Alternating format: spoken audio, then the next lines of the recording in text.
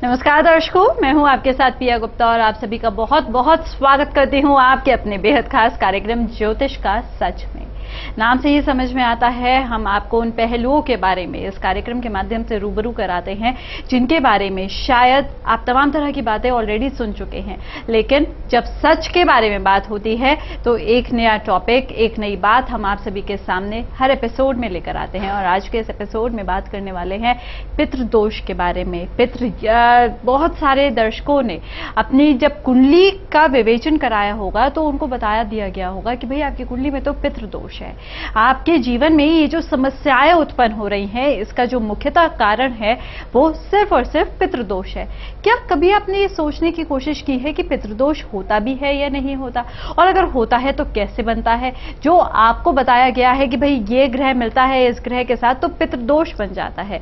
तो अगर आपने इन सारी चीजों के बारे में अभी तक शोध नहीं किया है तो चलिए आज इस कार्यक्रम के माध्यम से बहुत सारी जानकारी, सत्य के बारे में बहुत सारी बातें आज हम आपको बताने वाले हैं। और ये सारी जानकारी मैं नहीं, आपको सिर्फ और सिर्फ एक ही शख्स देंगे जो ना जाने कितने वर्षों से लगातार सत्य की खोज कर रहे हैं, जानना चाहते हैं कि भाई ज्योतिष क्या है। और अपनी डीप रिसर्च के बाद आज जो बातें वो आपको पितृदोष के बारे में बताने वाले हैं उनसे ही सुनेंगे। लेकिन सबसे पहले करेंगे उनका स्वागत। बात कर रही हूं आईजे कपानी जी के बारे में।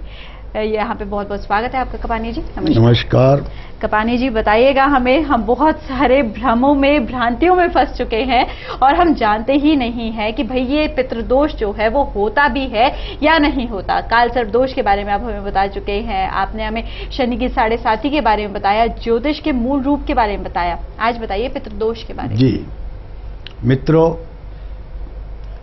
पितृदोष का जब हम नाम सुनते हैं तो सीधे सीधे शब्दों में एक आम आदमी के दिमाग में ये बात आती है कि पितरों के कारण जो उसको दोष लगा है। किसी हद तक तो ये सही है, पर ये पूरा सत्य नहीं है। पहला सवाल इसमें यह पैदा होता है कि पितृ कौन? जब तक इसको क्लैरिफाई नहीं करेंगे, इसका विश्लेषण नहीं करेंगे, तो पितृदोष की बात हम कर नहीं सकते। तो पहले मैं आपको यह बता रहा हूं कि पितृ कौन। पिछले किसी जन्म में भी हमारे पिता, पिता के पिता या ऐसा व्यक्ति जो हमारे पिता समान है, उसके सानिध्य में, उसके साथ मिलके या किसी न किसी कारण से उसके द्वारा किए गए पापों में, किए गए गलतियों में हम संलग्न रहे हैं, तो पितृदोष हमको होता है। सूर्य की जब बात आती है तो साफ शब्दों में यह पिता का दोष होता है, दादा का दोष होता है। अब आप कह सकते हैं कि पिछले जन्म की बात है, ऐसा नहीं है। मैंने कुछ दिन पहले आपको बताया था एक संदर्भ में कि जब महाभारत का युद्ध हुआ तो भगवान कृष्ण से सवाल किया गया कि धृतराष्ट्र ने पूछा कि कृष्ण, मैं जन्म से अंधा क्यों था?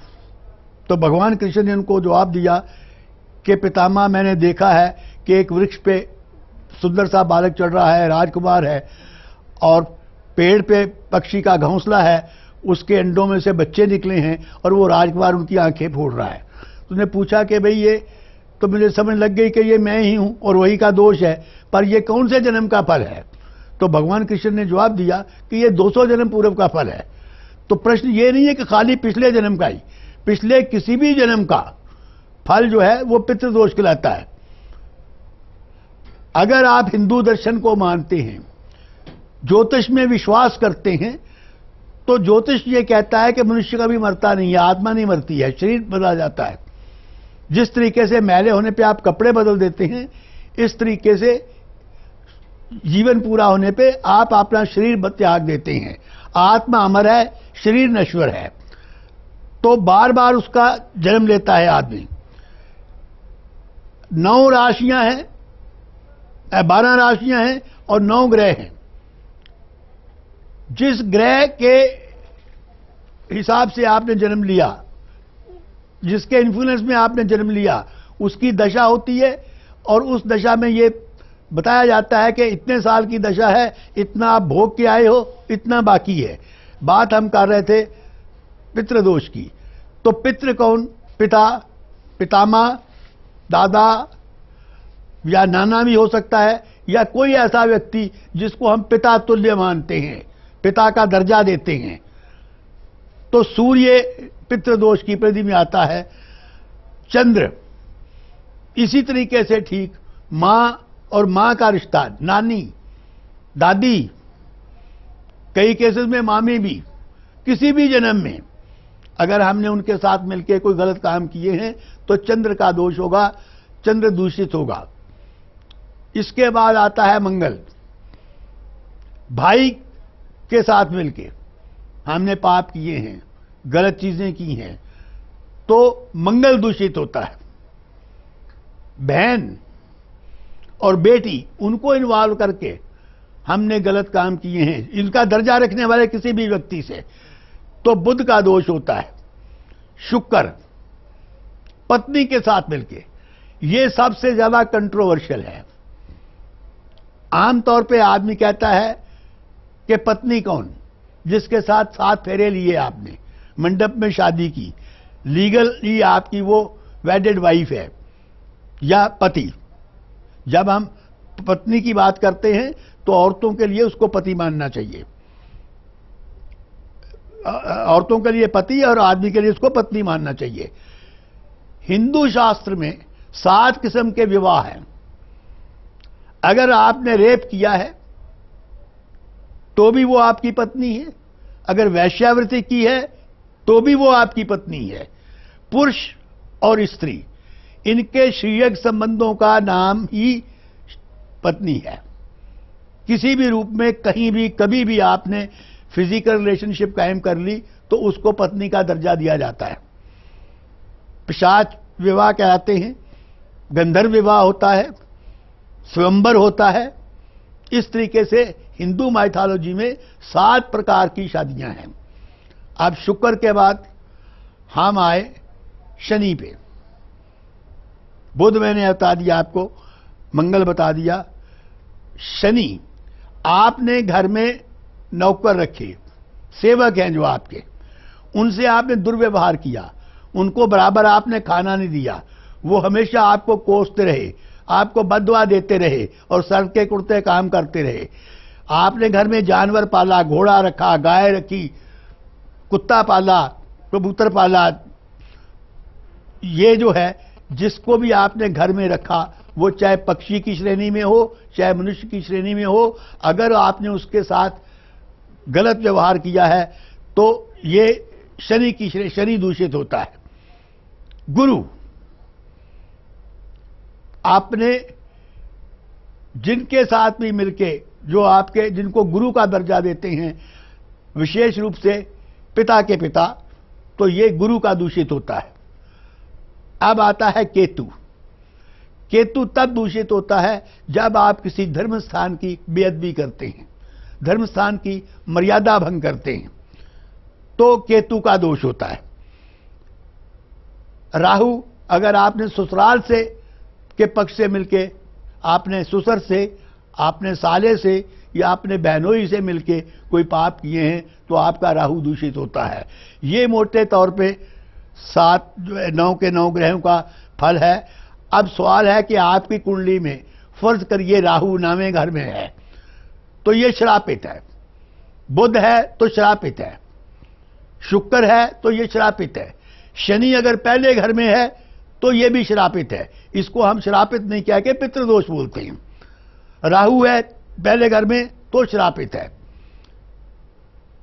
सूर्य आमतौर पे कम श्रापित होता है, लेकिन होता है अगर सूर्य के साथ राहु कहीं भी बैठा हो तो, या राहु सूर्य को देख रहा हो तो। चंद्रमा तब होता है जब वो केतु के सरिदे में हो, केतु के साथ उसकी युति बन रही हो। ये एक मिथिक है कि सारी उम्र पितृदोष के फल मिलते हैं। मोटे तौर पे 42 साल की उम्र के बाद पितृदोष का फल नहीं मिलता। जो भी मिलना है 42 तक मिलना है, पर exception is always there, but exception does not make a rule. तो कुछ केसेस में किसी भी हाल में वो 42 के बाद भी जाता है और वो 60 तक जा सकता है। आप लोगों को एक बड़ी अजीब बात बताता हूं जो बहुत समझने की है। शनि को जो लोग कहते हैं इसको शनि का दोष है, शनि इसका शत्रु है, तो शनि के बुरे परिणाम 36 से 42 तक मिलते हैं। किसी किसी केस में ये 48 तक बढ़ जाते हैं और बहुत ही हीरेस जो है वो 60 तक जाती है। 60 की उम्र के बाद शनि या दूसरे ग्रह आपको कोई बुरा फल नहीं देते, दोष की जहां तक बात है। अच्छा दें या ना दें ये अलग बात है। अब पितृदोष में क्या करना चाहिए? ऐसा कहा जाता है कि साहब उस ग्रह की चीजें दान करिए, उस ग्रह का पाठ करिए, उसका ये करिए, इससे कुछ होता नहीं। मैंने कल परसों भी आपको बताया था कि अगर आप दिन भर गुड़ गुड़ गुड़ गुड़ रचें तो आपका मुंह मीठा नहीं होगा। थोड़ा सा गुड़ खाने से आपका मुंह मीठा होगा। शनि का उपाय उस राशि के अनुसार, उस घर के अनुसार जहां शनि बैठा है और मेरे द्वारा सुझाए गए हैं उनको आप करेंगे तो आपको शनि का पितृदोष दूर हो जाएगा। वही बात चंद्रमा पे लागू होती है, वही सूर्य पे लागू होती है। सूर्य मनुष्य की आत्मा है। जब हम स्वयं अपनी आत्मा को गंदा करते हैं, हम अपने पाप करते हैं, तो सूर्य हमेशा दूषित होता है। जिस भी व्यक्ति का सूर्य सही है, आप इसको जान लीजिए कि उसका कभी अंग भंग नहीं होता, उसको कभी जो है शासन से तकलीफ नहीं होती। जिस आदमी का मंगल बिगड़ा हुआ है वो हमेशा ही खराब होगा, उसके रक्त संबंधी बीमारियां होंगी।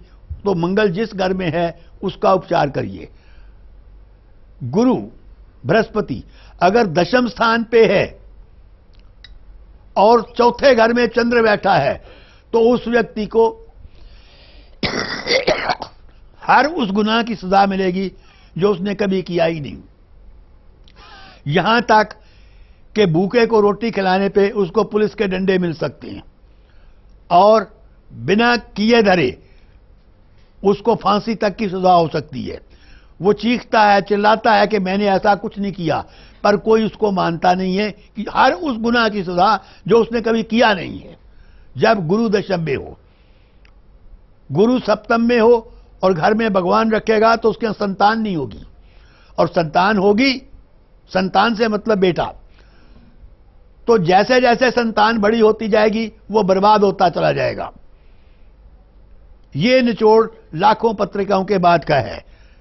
मैं आप हैरान होंगे कि भगवान भी कभी खराबी कर देता है, लेकिन आप आजमा के देखिए, कुंडली देखिए, लोगों से डिस्कस करिए और आप जानिए कि मेरी बात अक्षरशः सच है। मैंने जब इसको लोगों को बताया तो लोग मेरे से लड़ने आते थे। ये बात मैं पहले भी बता चुका हूं। झगड़ा करते थे, फसाद करते थे कि हम तो मार डालेंगे, हम तो ये करेंगे। अब हाथ जोड़ के खड़े रहते हैं, बाबा बताइए घर से भगवान तो नहीं हटाने।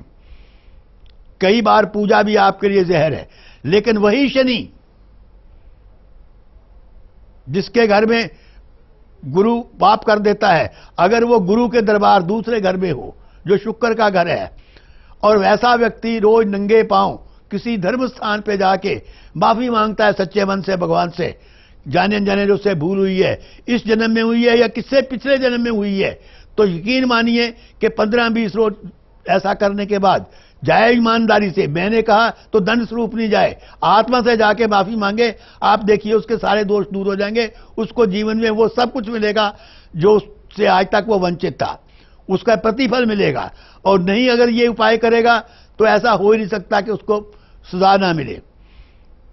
इसी तरीके से दूसरे घर में अगर शुक्र है, शुक्र पत्नी के लिए होता है, लेकिन ये स्थान घर भी शुक्र का ही है, दरबार गुरु का है।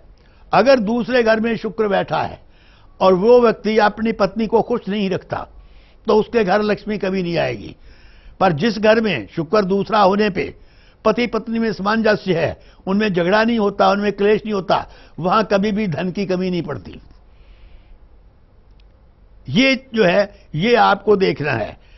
मेरा एक स्लोगन था जो बार बार मैंने रिपीट किया, तंत्र न मंत्र, पूजा न पाठ, नग न रतन, व्रत न अनुष्ठान। तो मुझे बताइए कि मैंने अभी ये उपाय आपको बताया, इसमें ये ऐसी कोई चीज आती है? और लाखों लोगों का मैं इससे इलाज कर पाया हूं। आप स्वयं इसको आजमा सकते हैं। असल में ये दान करना, ये जाप कराना, ये अनुष्ठान करवाना, ये नग पहनाना, ये ज्योतिष में कहीं है ही नहीं। ये हमने अपने स्वार्थ के लिए घड़ लिया है, ना ये सही ज्योतिष हो सकता है। हमने नई नई बातें घड़ ली, तेरे को पितृदोष है, तेरे को काल सर्प योग है, तेरे को शनि की साढ़े साथी है, और लोगों को ठगने का एक रास्ता निकाल लिया। ये हम कवच पहना देंगे, ये हम तंत्र बना देंगे, ये मंत्र बना देंगे, ये तवीज दे देंगे। तो ये इससे बचिए। आप समझदार हैं। ज्योतिष ढोंग नहीं है, ये परफेक्ट साइंस है। और जिस चीज को साइंटिफिक आधार पे आप सिद्ध नहीं कर सकते वो ज्योतिष नहीं है। मनुष्य में और जानवर में भगवान ने एक ही फर्क रखा है। मनुष्य को भगवान ने दिमाग दिया है, और दिमाग होते हुए अगर तर्क की कसौटी पे आप उसको खरा नहीं मानते, आप उसको तर्क से स्वीकार नहीं करते, जो कुछ कहता है अंधाधुंध उस पर विश्वास करते हैं, तो ये गलती आपकी है, ना कि आपको ठगने वाले की। फिर हम कहते हैं कि साहब ऐसा नहीं होगा।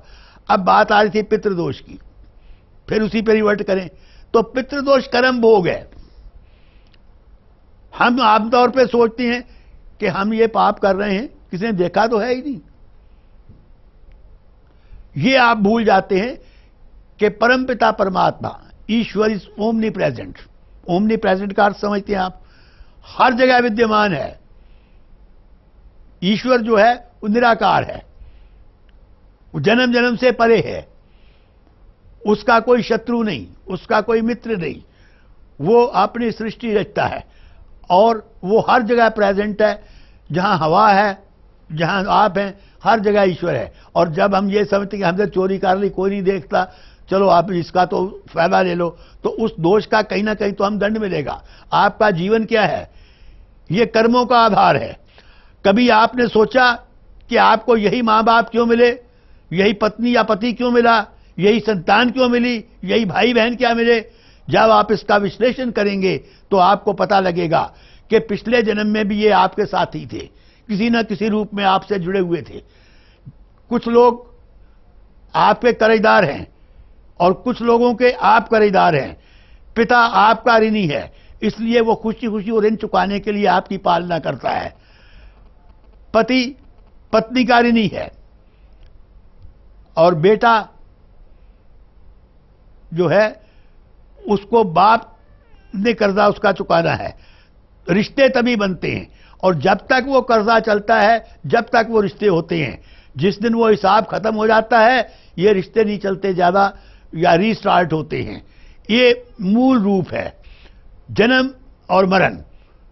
मनुष्य, मैंने अभी शुरू में आपको बताया कि कोई भी आप पत्रिका निकाल के देखें, जन्म कुंडली देखें, तो उसमें दशा अंतर दशा होती है।